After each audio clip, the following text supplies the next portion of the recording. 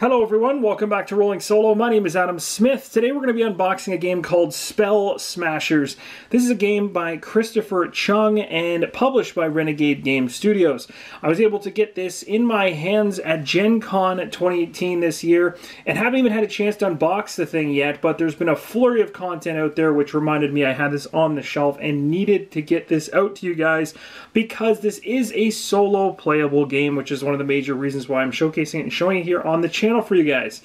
So without further ado, the purpose of this video is to show you the outside of the box and more importantly what's inside, so let's get to it. So first off, this is what the cover looks like. The sides look like this. The same artwork seems to stem on all four sides, so no matter how you have it on your shelf, you'll have the same artwork to deal with. Back of the box looks like this. I'm just going to zoom in a little bit closer for you guys so you can actually see the content on the back, and I'll read a little bit about what's included here and what's going on with this one. So, component list here. This is the general look and feel of the game when it's set up. Of course, it's all wordplay. It's all about creating words, and that's how you're going to harness your vocabulary to defeat monsters and all this kind of stuff. So, without further ado, how about I read this wonderful section up here in the top right, and then we'll get into a little bit more about what's actually happening in this one. So harness the power of your vocabulary in this exciting monster battling, loot collecting word game. In Spell Smashers, you combine your letter cards to spell words, smashing fearsome monsters, and their even more fearsome adjectives. When you deal damage to a monster, you gain precious coins. When you defeat a monster, you collect the monster as a trophy and gain a new letter to use later on. But beware, as you battle these dangerous creatures, you receive wounds, which are difficult letter combinations that could ruin your day. Between battles, you're going to visit the local town and spend your hard-earned loot to outfit yourself with the powerful gear, take on new quests, buy devious potions, or grab an ale at the tavern as you boast about your battle scars, set your sights on fame and glory as you smash monsters with your spelling skills, and rid the world of evil. So that is the general premise of Spell Smashers. So I'm sure you guys at this point are interested in what's inside the box, because that's why we're here. So we're going to go ahead, crack into this thing, and show you what you get. So I'm going to go here and just cut the side of this box open up, and we'll see what's inside. Now I should have opened this thing up after Gen Con, but my schedule got so crazy busy, I never got a chance to, but I'm really excited to do this now. So here we go. So first off, just so you guys are aware, the front of the box is very nice and has a nice sheen to it. So everything that's kind of on that front of the box pops. It has that UV finish, which is really cool. So light hits it, it makes it look very, very nice. Big fan of that. So very nice cover. Take off the top of the box. We've got ourselves the rulebook, as you would expect in all board games. So this is what the rulebook looks like on the inside. So you get yourself an introduction here for the game. You've got yourself a components section to the rulebook here, showing you all the things that should be included. Your game setup page is nicely laid out right here. Looks like it's got it actually in steps 1 through 6 for the town board, then the supply, and then lastly the monster row. So that's nice. Seems like it's laid out really, really simplistic, so that's perfect. Player loadouts are right here. You got basics. So this is essentially giving you a good idea as to how the rulebook is laid out. Hopefully this is helping. And then of course you got the how to play section as well. It's going to show you how you're going to go ahead and determine initiative using and battling monsters with your cards that you're creating. Of course you're creating words to go against them. You're going to visit the town as well during the game, and then it's got your round end. You've got your end game page here, which is going to talk about the end game. You've got your goal of the game, and right there, defend the town is the solo mode. So right here, you've got yourself the built-in solo mode. It's not something that is, you know, just hidden away somewhere in the rulebook. It actually has its own defined page. It shows you how to set it up, shows the differences between how to play. It even has a town board specific to solo. It's actually called Solo Town, so that's pretty cool. Shows you how to set it all up, shows you how to play. That's really, really cool. And it looks like it's got 3 or 4 pages worth of information there, so there was definitely some effort put into building a solo module within this particular game. That's really cool. End game difficulty levels, of course, you want to pump it up and make it a little tougher on yourselves. That is essentially the rulebook. In terms of the number of pages, you're looking at about 18, 19 pages, and then there's probably about 4 of those that are solo specific. Moving on, we've got tiles. So Again, I won't be able to talk too much about these, but I can sure show you the artwork on them. So we got lots of really cool creatures here. See if I can get up close and personal so you guys can see them. That's interesting. There's lots of icons on this one. Of course, I don't know what they mean just yet, but pretty cool.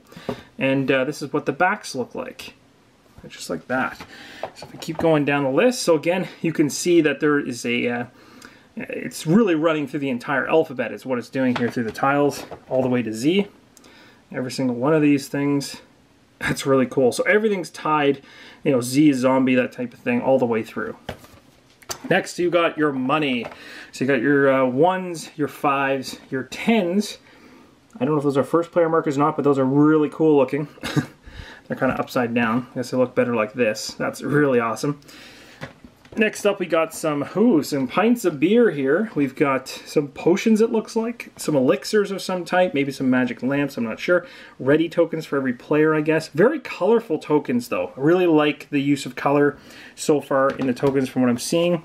We've got ourselves a wrapped piece here. I'm just going to take the plastic off and show you guys what's inside. I'm not too sure what this is actually. This might be where the solo board is hiding. That would be kind of cool to show you guys. Oh, these might be the player boards, actually. I think they are. Yeah. So we got monster trophies up top, the active weapon, the active armor. Here we have coins, ale, potions. We have quests completed, and then we have extra gear. On the back, just has spell smashers. And of course, it's the same for every one of these, regardless of which one you pick. And there's actually 5 of them. Looks like. Yep. Because this is a, I believe this is a up to 5 players. Would make sense. This is the regular board, I think, if you're playing with multiple players, and I would guess the solo, yeah, there it is. The solo towns on this side. That's so cool. I love this because it's like completely built in. It has its own board. It's so awesome. So yeah, if you want to play with your friends, there you go. This is the setup. You're dropping this board on the table, but look at this.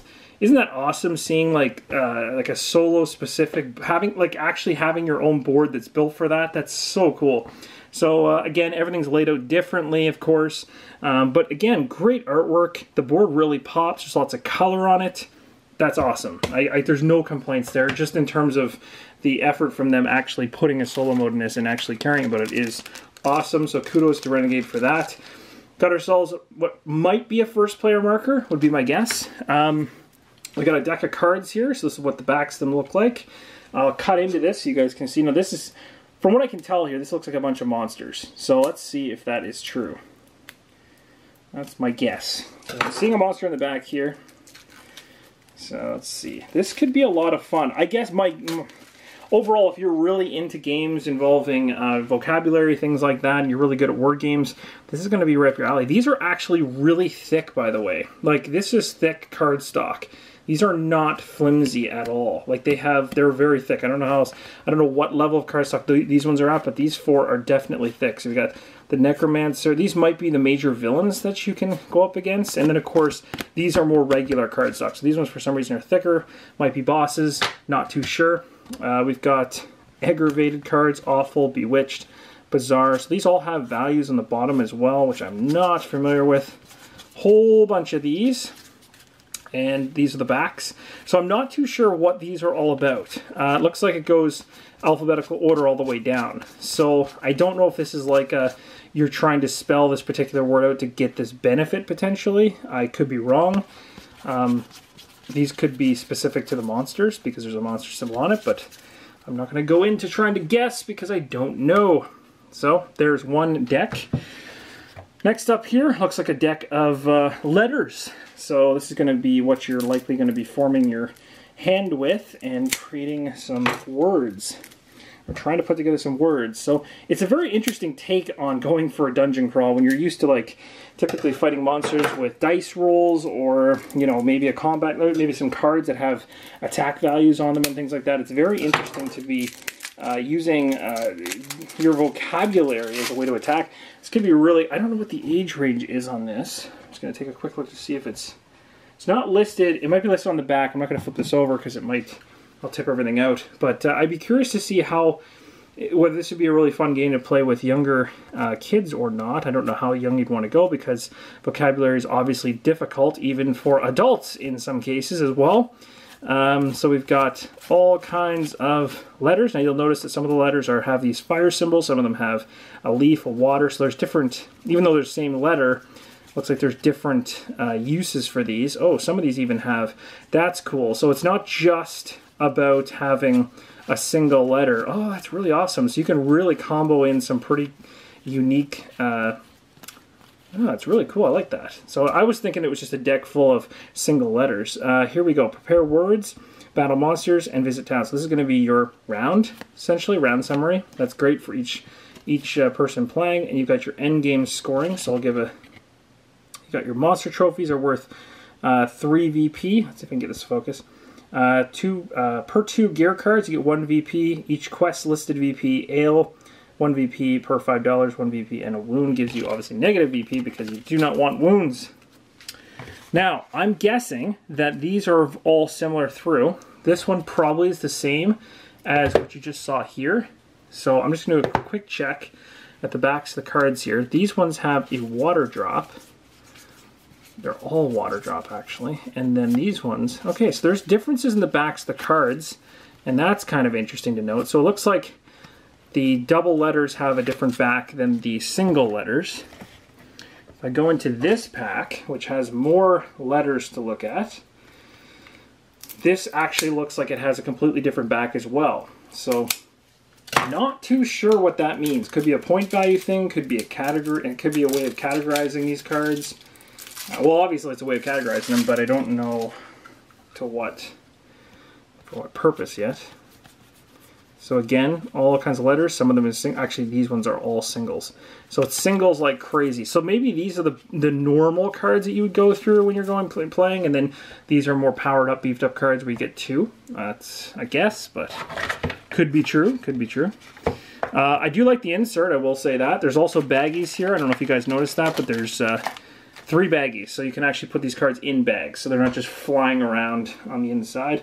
But you'd also typically use baggies for tokens, because of course, so I typically will add more. I usually have a bunch of baggies on the side, so if I don't get enough in the box, I can pretty much put everything in some type of baggie or something so that things don't go flying around when you store it. This is a lax deck of cards, guys. So this one has backs that look like this all the way through. And then you get to these ones. So another set of interesting ones. Oh, and then you got okay, so another one. Oh, because there's 5 players. This must be the last round card. Ah, here we go. We're getting into some actual cards here. So these are getting into, not cards, but actual items and things like that you can pick up. Maybe artifacts. So axes and boots and brilliant bows. So this is where the dungeon crawling aspect comes into play. These are things that you can gain. It says down at the bottom, deal a certain amount of damage for each earth card in your word. So that's, again, when we were talking about the leaf. That's the earth. Suffer 1 less wound for each wound you currently have. Wound cards. So B letters. Interesting. So these are going to all have different effects and abilities that are going to add into the game. These are VP point cards, it looks like. So have higher initiative. So this might be like a quest. It could be something that you get at the beginning of the game, things you gain during the game. But basically, if they give you VP points, that's good. It's all based on it. My assumption is getting the most VP points. So that essentially is everything you'd get inside of Spell Smashers. So hopefully this helped you guys see what's actually inside the box. Of course, it doesn't help you understand the game itself, but that's not the purpose of the video. It was simply just to crack this open and show you everything at a good level so you guys can understand what to expect when you pick it up. So again, this is a solo playable game because it does have this wonderful solo town board, which I really very much appreciate. I love seeing that in games. I wish that games that have a solo mode would do that more often, because I really do think that the multiplayer and the solo on games these days, the solo mode usually is a different or more, it's more of a variant to the main multiplayer game.